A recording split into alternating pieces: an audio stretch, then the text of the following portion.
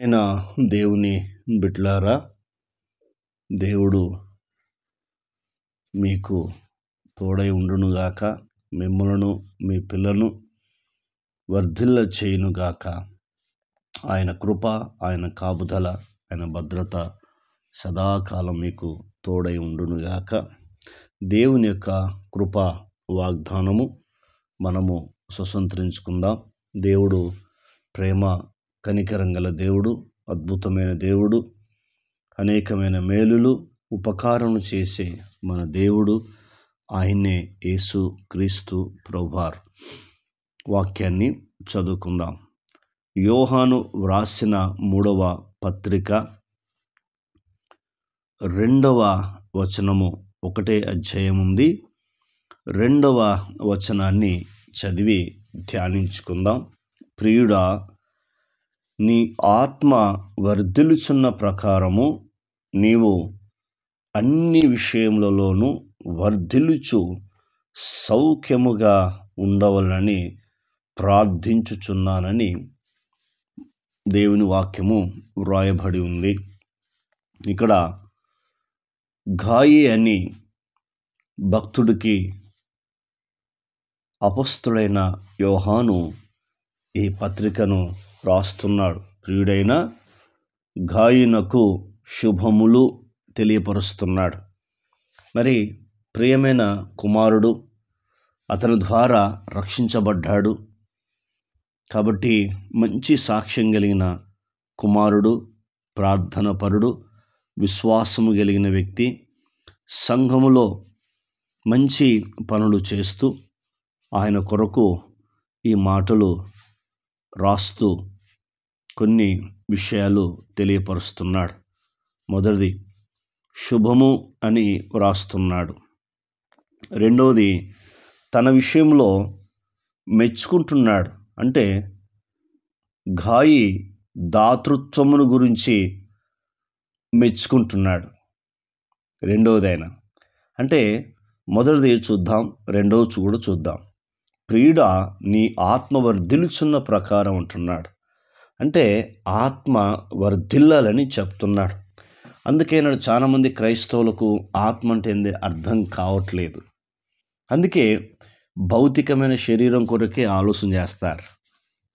చాలామంది ఆదివారం కూడా పనులకు వెళ్తారు, ఆదివారం కూడా ఫంక్షన్లకు వెళ్తారు, ఆదివారం కూడా కొంచెం అలసిపోతే ఇంటికాడనే ఉంటారు.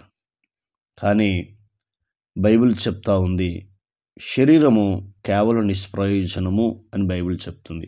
ఆత్మ జీవింపజేస్తుంది అని దేవుని వాక్యము ఇదే యోహాను ద్వారా, యోహాను సువార్త 6వ అధ్యాయం రాసిపెట్టాడు. తర్వాత యేసుక్రీస్తు ప్రభువారు స్వయంగా చెప్పాడు, మనుష్యుడు రొట్టె వలన మాత్రము జీవించడు. రొట్టె అనగా ఉద్యోగము, వ్యాపారము, పనులు, వాటి వలన జీవించలేడు. ఎందుకంటే మనుషుల దేవుడు ఆదిలోనే ఆదామును బొమ్మను చేసి తన బొమ్మలో నుంచి దేవుడు తన నాసిక రంధ్రంలోంచి జీవవాయువు ఊదగా నరుడు జీవాత్మ అయ్యాడు. అంటే దేవుని యొక్క ఆత్మ నీ శరీరం నా శరీరంలో పెట్టాడు. కాబట్టి దేవుడు చెప్తున్నాడు ఆత్మ వర్ధిల్లాలంటున్నాడు. ఆత్మ వర్ధిల్లాలంటే ఆత్మ కూడా కష్టపడాలి. శరీరం కష్టపడుతుంది కాబట్టి శరీరం వర్ధిల్లుతుంది. కష్టపడాలి, సువార్త పని చేయాలి, దేవుని సేవ పని చేయాలి, సంఘములో పని చేయాలి, నశించిపోతున్న ఆత్మలు దేవుని దగ్గర నడిపించాలి. ఇది శ్రమే ఆత్మకు. నీ శరీరానికి ఉదయకాలం నుంచి కొందరు 8 గంటలు, 9 గంటలు, 12 గంటలు ఏ రీతిగా ప్రయాసపడుతున్నారు. అప్పుడు ఆ శరీరం వర్ధిల్లుతుంది, ఆ కుటుంబం వర్ధిల్లుతుంది.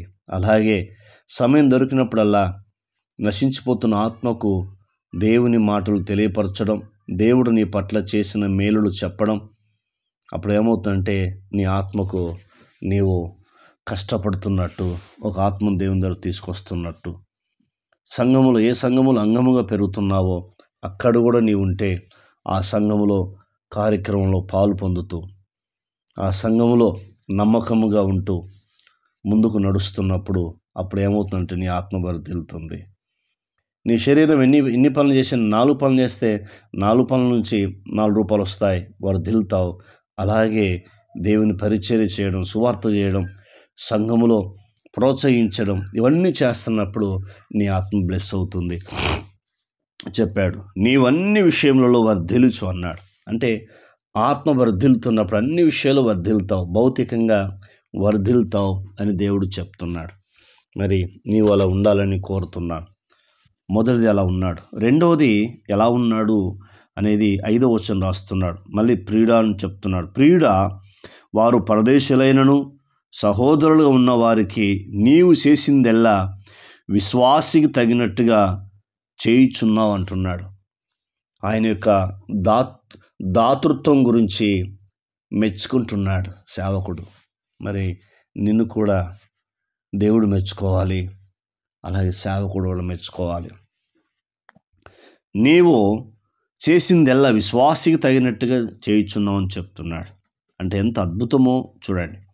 అంటే మనం ఇప్పుడు చేసింది ఒక విశ్వాసి తగినట్టుగా చేయమని దేవుడు కోరుతున్నాడు. దేవునికి ఏది ఇచ్చినా సంఘములో ఇలాంటి బాధ్యత కలిగి ఉన్నప్పుడు నువ్వు అన్ని విషయాలు వర్ధిల్తావు. 2 పనులు చేశాడు. ఇప్పుడు 3వది చెప్పుకుంటున్నాడు చూడండి. వారు నీ ప్రేమను గురించి సంఘం ఎదుట సాక్ష్యం ఇచ్చిరి. చూసారా, సంఘం ఎదుట సాక్ష్యం ఇచ్చారట. ఎంత అద్భుతం చూడు. అతడు ప్రేమించిన విధానం బట్టి సంఘం ఎదుట సాక్ష్యం ఇచ్చిరి. ఎంత అద్భుతమో చూడండి. ఇవన్నీ మనం చేస్తున్నప్పుడు ఎంత అద్భుతమో. అప్పుడు నీవు దీవించబడతావు, నీవు ఆశీర్వదించబడతావు. మరి నీవు అన్ని విషయాలలో వర్ధిల్లుచు నీ జీవితము తృప్తికరంగా చేయబోతున్నాడని దేవుడు వాగ్దానం చేస్తున్నాడు. మరి ఈ వాగ్దానాన్ని స్వతంత్రించుకొని ప్రార్థన జీవితం కలిగి ఈ వాగ్దానాన్ని పొందుకుంటావని నేను ఆశపడతా ఉన్నాను. దేవుడు నిన్ను అన్ని విషయాల్లో వర్ధిల్ల చేస్తూ నీ జీవితాన్ని, తృప్తికరమైన జీవితాన్ని దేవుడు ఇవ్వబోతున్నాడు ఈ నూతన సంవత్సరంలో. మరి తీర్మానం చేసుకుందాం. ప్రార్థన. కన్న తండ్రి, నీకు స్తోత్రాలు. విన్న మాటలు దుష్టతకు పోకుండా సహాయం చేయి. ఈ మాటల ద్వారా మీరు మమ్మలను ధైర్యపరిచినందుకు వందనాలు తండ్రి. మీకు స్తోత్రాలు. మీరు మాతో మాట్లాడుతూ వచ్చిన మాటలకై వందనాలు. నీ ఆత్మ వర్ధిల్లుచున్న ప్రకారం అన్ని విషయాల్లో వర్ధిల్లుచు సౌఖ్యంగా ఉండాలని కోరుకున్న మా తండ్రి, మీకు వందనాలు. వింటున్న బిడ్డలందరినీ అన్ని విషయాల్లో మీరు వర్ధిల్లజేసి మహిమ తెచ్చుకోమని ప్రార్థన విని జవాబిచ్చినందుకు వందనాలు. యేసు నామంలో పొంది ఉన్నాం తండ్రి. ఆమెన్. దేవుడు మనందరిని దీవించి ఆశీర్వించునుగాక. Amen, amen, amen.